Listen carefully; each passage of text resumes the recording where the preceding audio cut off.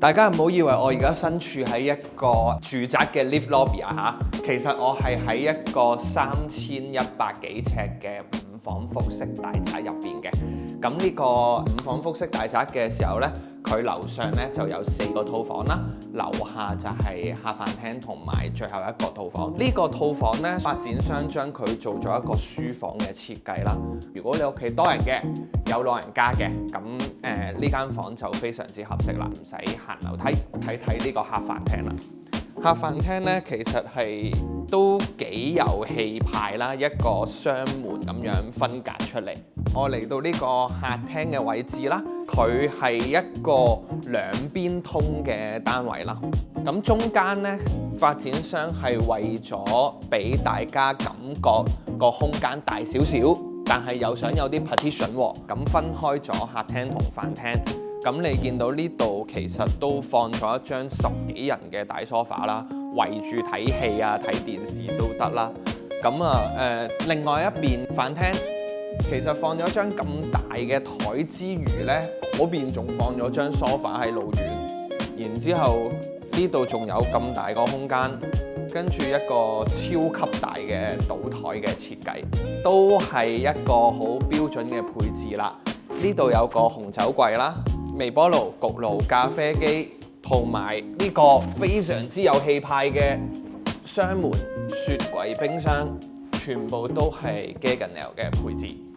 咁你見到佢櫥櫃都做到頂㗎啦，咁儲物空間係非常之充足嘅。咁吧台呢度呢，就有一個高凳嘅設計啦，簡單食個早餐啦，食個下午茶咁可以就咁坐喺度呢，都非常之寫意㗎啦嚇。咁喺上睡房之前呢，我哋去睇一睇呢個大平台嘅地方。咁呢個平台呢，係有我諗300尺度啦。我哋而家係喺呢個 Powerhouse 嘅古建築入邊嘅。咁呢個 Powerhouse 呢，係一個2級歷史保護建築啦，咁係唔可以拆卸嘅。咁發展商係將佢改造咗成為一個住宅嘅項目啦。呢個電廠呢，之前係供電俾成個倫敦嘅地鐵系統嘅。咁而家就變咗豪宅啦，搖身一變變咗豪宅。咁我哋可以上去睇下4個睡房嘅空間。咁嚟到呢個睡房嘅位置之前呢，原來呢個 foyer 嘅位呢，都足夠擺一張咁大嘅梳化同埋2個咁大嘅書架咯。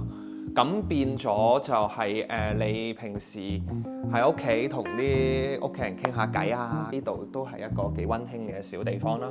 咁我哋望翻呢邊呢，其實係望緊一個 city view。咁我哋即刻事不宜遲睇一睇呢個主人房嘅空間。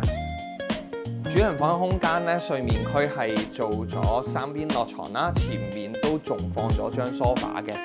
咁點解呢度係會做主人房呢？因為你再望出去少少呢，其實就係一個泰晤士河嘅景觀啦。你見到啦，好多櫃嘅儲物嘅空間啦，呢度亦都係儲物空間，然之後再有儲物空間，跟住再嚟到呢個幽暗嘅梳妝台嘅位置。咁你平時喺度換衫啊，個造型唔靚嘅，搞到靚嘅先至行出去。咁呢度就會有一個嗰個套廁啦，咁有浴缸同埋淋浴。個淋浴呢，基本上平時嗰啲淋浴係四四方方你企喺度啊嘛，呢個係長度係可以瞓喺度都得嘅。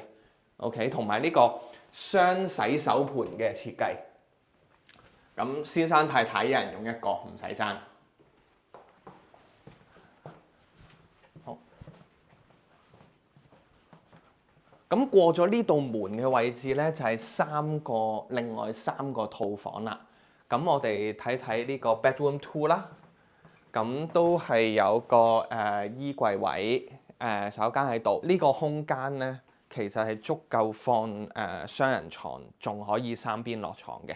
咁你每日起身咁樣就見到，哇，非常開揚嘅 city view。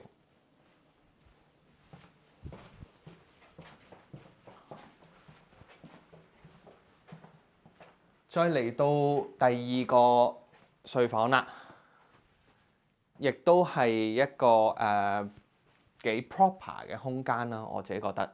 咁放咗張雙人床之餘，仲放咗一個咁深嘅櫃，咁你都係足夠有呢個空間係行出嚟，同埋係有4扇門嘅衣櫃啦。咁最後先至去到洗手間嘅。嚟到最入嘅一間套房啦，咁都係有個標配嘅衣櫃，仲放咗個咁大嘅櫃啦。然之後三邊落床，兩邊床頭櫃，繼續望翻我哋咁開揚、咁漂亮嘅城市景觀。總結一下啦，咁我而家咧基本上就係喺一個2級歷史保護建築嘅電站裏面，搖身一變咧成為呢個豪宅級別嘅住宅項目，叫價係講緊820萬英鎊。同一個大廈樓下都有啲3房或者4房單位賣緊，3房嘅話係200零萬啦，4房嘅話係320萬左右啦。咁如果你對呢啲古建築物嘅項目有興趣嘅話咧，記得同我或者我嘅團隊聯絡啦，我哋係會有啲大折扣嘅優惠咧俾到大家嘅。